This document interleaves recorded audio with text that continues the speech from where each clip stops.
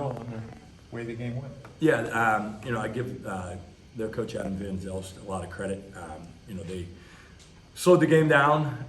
They didn't let us get going. When you look and we're 1 for 10 at halftime from 3 and down 1, and you feel pretty good about yourself at home. And their big guy, I give that guy credit. That dude is a beast. Jalen Watkins, he is a really good player.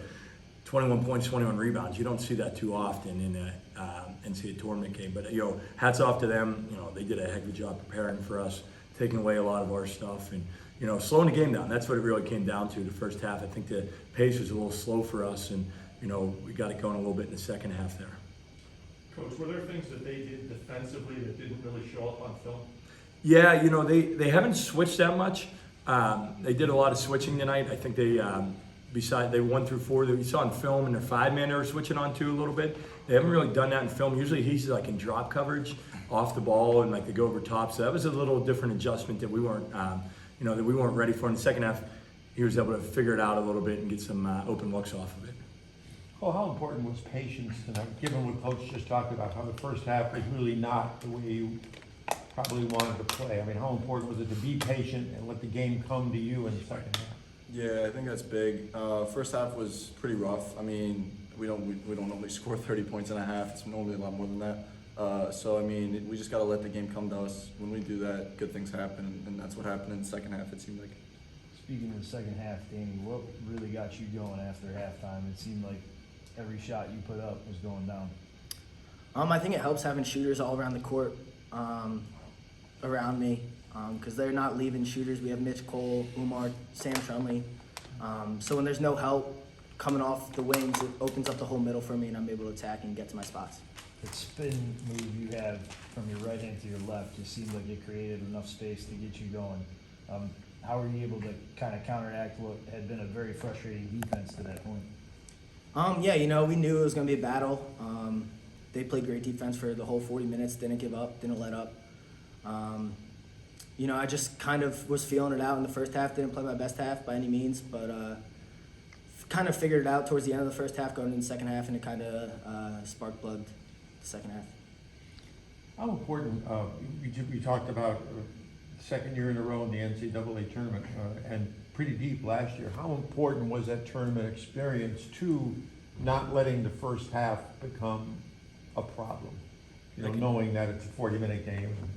I can go and then you can go. Yeah. I just think, I just think it's the calming factor. Some of the guys, Danny's been through it. He wasn't here with us, but 3 NCAA tournaments at his previous school, and got to the second round, and it's just like a calming factor.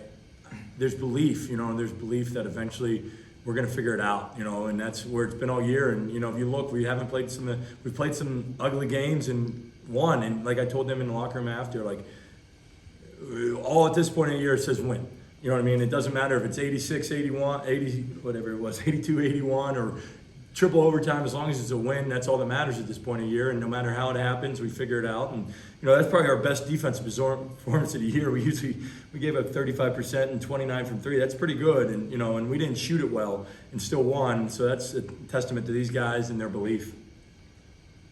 Cole, crowd tonight, talk a little bit about that. You probably played at more games where there have been, under 200 people in the building, and tonight it was packed. Talk a little about the effect the crowd had on the game tonight. Yeah, shout out to all of our fans. Shout out to everyone who came to the game. We really appreciate everybody who shows up. It's a great atmosphere. I mean, freshman year, and we play games where we'd kill people or things like that, and it'd be quiet as a mouse. But I mean, whenever we might be up 1 point and somebody gets a layup and it goes crazy, it's just a great atmosphere to play. And I'm sure Danny, all of our guys could speak to that, and everybody on our team really appreciates everybody coming and watching.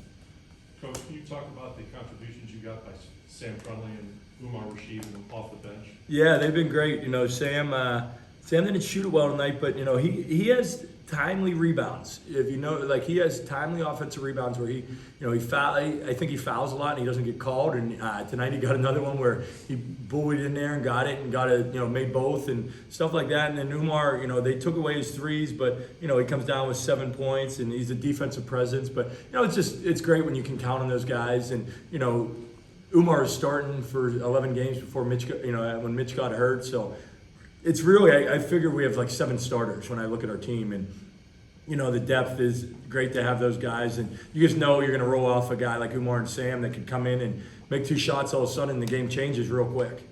Don't know if you get much chance to watch Whitewater or how much you know about them, but they've been to this dance a few times over the years in a number of sports. It's a good sports program. What do you know about them? What are you thinking about in terms of the next opponent? Yeah, you know, it's time to watch film. I do my assistants. That's why, you know, we have 2 good assistants that they can. Coach Wick and Coach Murph. They've been on it and this week, and I was really worried about tonight. You know, as a coach, I hate saying I, but you know, I was more worried about making sure we got to tomorrow. You know, and in the second game like that is, you know, at home with the crowd, like hopefully we make some shots, but they're tough. You know, he has a few more national titles and Final Fours than I'll probably ever dream of. Their coach, so he can really coach, and they're, you know, they play well, good on, you know, good defense, but you know, they hedge ball screens, and teams that hedge ball screens, we seem to.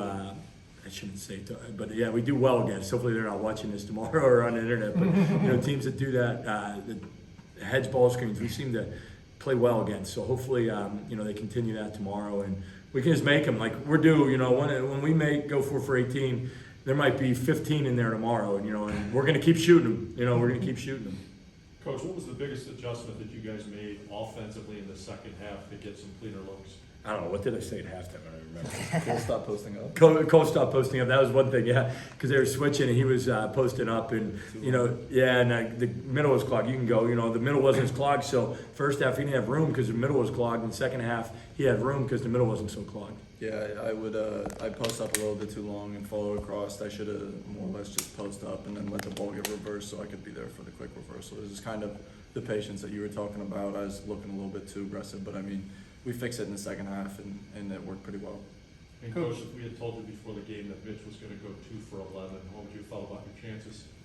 I probably, he went, the crazy thing, the last game and the game before he did 2, and these guys have picked him up, and you know, so we're not a one-man show, you know what I mean? Like we have 1, 2, 3, 4, I can't count, 4 guys in double figures, you know, and like, so it's, you can take him away, he might miss, but then he's going to score 20 and he's going to score 18, you know, so, and then, you know, Luke Thorburn stepped up and made massive plays tonight for us, you know, and he hasn't been playing extremely well, but like last year in the NCAA tournament, he steps to another level, and he was great tonight, and we're going to need him tomorrow, and so I just think the contributions from other guys, you know, and you know, you take one guy away, they took Umar away tonight, they tried to take Mitch away, but then, you know, other guys are there, you know, and that's where, that's a good team, you know, it's a good players, good team. Luke seems to lull guys to sleep and they kind of lose where he at. You got a couple of really easy buckets early on some outstanding feeds from guys. Yeah, when he's great when he's a cutter. You know, he sometimes he gets lost standing there, and when he cuts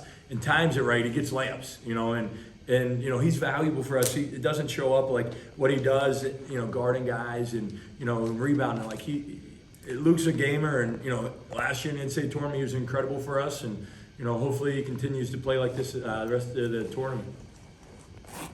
Everybody good? Thank you, Joe. Thank you, guys.